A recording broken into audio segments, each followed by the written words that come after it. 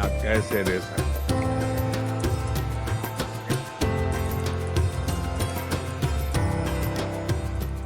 महाकाल महादेव, महाकाल महाप्रभु, महाकाल महारुद्र, महाकाल नमोस्तुते।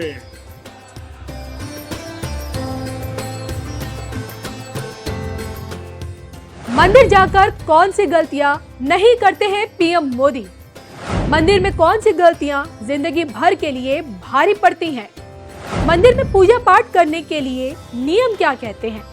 देखिए सिर्फ धर्म ज्ञान पर।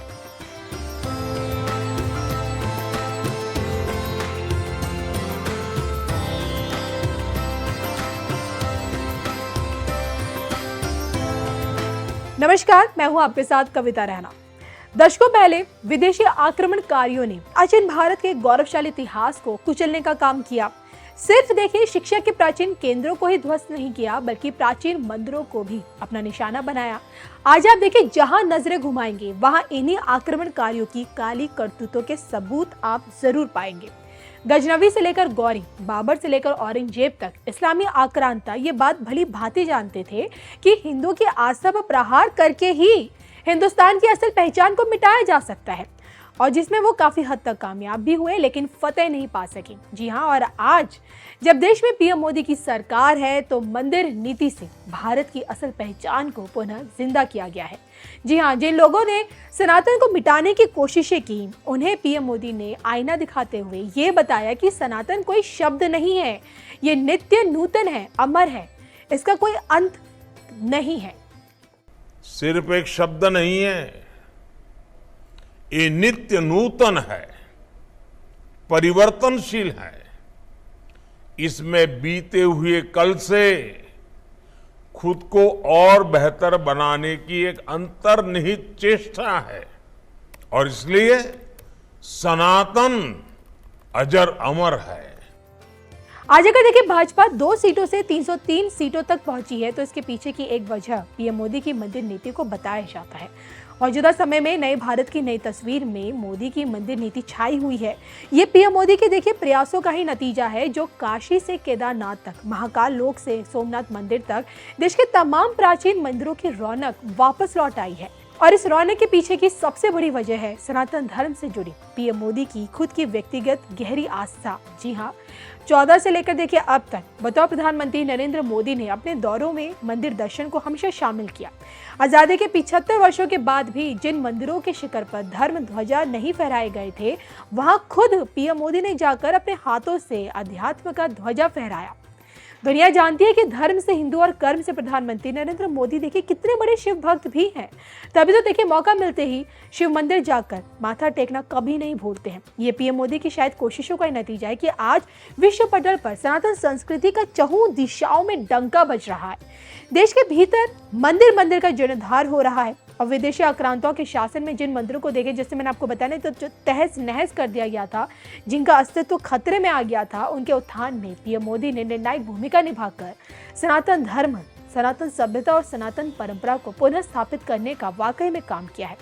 यानी कि 100 बात की एक बात ये कि बीते 9 सालों में पीएम मोदी ने देश की धार्मिक और आध्यात्मिक धरोहर को लेकर लोगों के बीच जागरूकता लाने की भी कोशिश की है, और उसी कोशिश का नतीजा है कि आज विदेशी दुनिया भी भारत की आध्यात्मिक दुनिया से जुड़ रही है।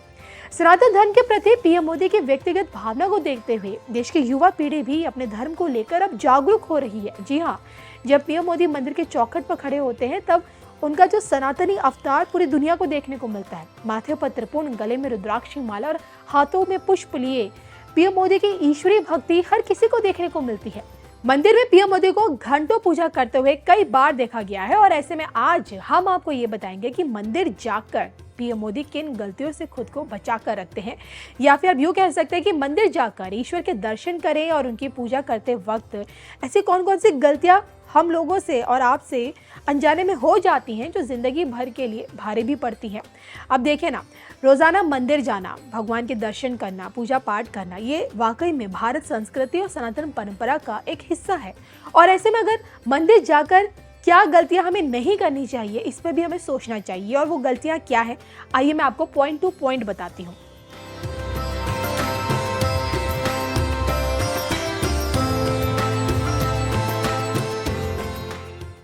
पहली बात तो ये देखिए, मंदिर में भगवान के दर्शन करते हुए या करने के बाद परिक्रमा हमेशा बाएं हाथ से शुरू करनी चाहिए।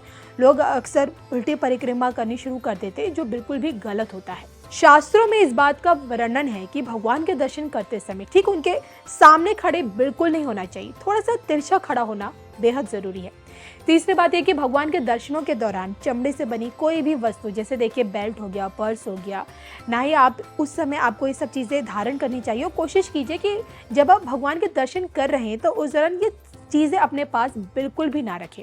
मंदिर में देखिए जब तक हैं तब तक तेज नहीं बोलना चाहिए, ना ही देखिए तेज हंसना चाहिए, क्योंकि इससे देखिए मंदिर का जो माहौल होता है, जो शांति होती है, वो भंग होती है। अगर कोई भगवान के दर्शन करते हुए दंडवत प्रणाम कर रहा हो तो उसके आगे से बिल्कुल नहीं निकलना चाहिए और किसी और के दर्शन में भी बाधा बनने की कोशिश बिल्कुल नहीं करनी चाहिए। तो देखिए मंदिर में पहुंचकर किन चीज़ों का हमें ख्याल रखना चाहिए, ये हमने आपको इसलिए बताया क्योंकि देखिए मंदिर जाने का मतलब सिर्फ वहां जाके अपनी उपस्थिति दर्ज कराना या पूजा पाठ करना, ऐसा इससे सब कुछ नहीं होता। ईश्वर के दरबार में देखिए जब तक आपको खुद को आत्म शांति की अनुभूति नहीं होती तब तक पूजा पाठ का फल नहीं मिलता है। क्योंकि देखिए पीएम मोदी की तरह ही आप अपने साफ मन और शांत मन से ही ईश्वर की मौजूदगी का एहसास उनके दरबार में कर सकते हैं।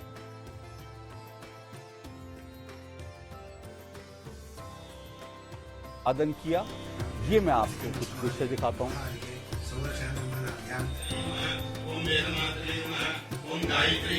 चामुंडेश्वरी देवी मंदिर गए थे और ये चामुंडेश्वरी मंदिर के दृश्य हैं जो हम आपको दिखा रहे हैं।